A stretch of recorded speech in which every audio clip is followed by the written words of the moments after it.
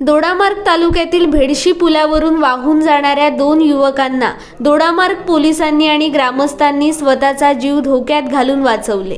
चंदगड येथील मशनू गंगाराम कांबळे आणि ज्ञानेश्वर नागोजी हळवणकर या 2 बुडणाऱ्या तरुणांना ग्रामस्थ आणि पोलिसांनी पाण्यात दोर टाकून सदरचा दोर कारला बांधून त्या दोरीच्या सहाय्याने दोघांना सुखरूप बाहेर काढले।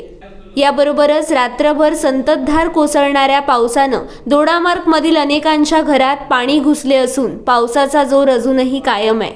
आज सकाळी 5:30 वाजता भेडशी पुलावर पाणी आल्याचे तसेच या पुलावर 2 युवक कारमध्ये अडकून आहेत अशी खबर पोलिसांना मिळाल्यावर तात्काळ दोडामार्ग पोलीस लाईफ जॅकेट, दोर, रिंग हे साहित्य घेऊन भेडशी पूल येथे पोहोचले।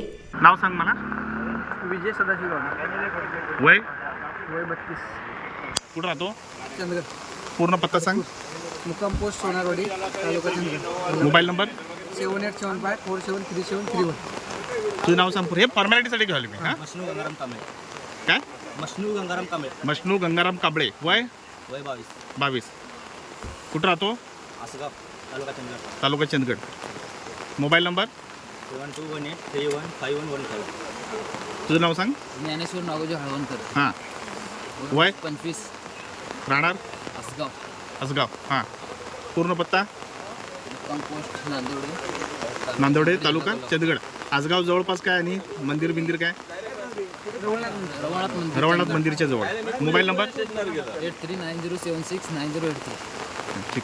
या ठिकाणी एक कार व त्यांच्या पाठीमागे जीप पाण्यामध्ये बुडालेल्या स्थितीत दिसून येत होती। या कारमध्ये 2 युवक अडकून होते। पुराच्या पाण्याच्या प्रवाहाचा वेग जास्त होता। या पुराच्या पाण्यात उतरून बुडणाऱ्या तरुणांकडे पोलिसांनी दोर फेकून त्या दोराच्या सहाय्याने त्यांना सुखरूप बाहेर काढलं। या घटनेमुळे दोडामार्ग पोलीस आणि भेडशी ग्रामस्थांच्या धाडसाचं कौतुक होत आहे।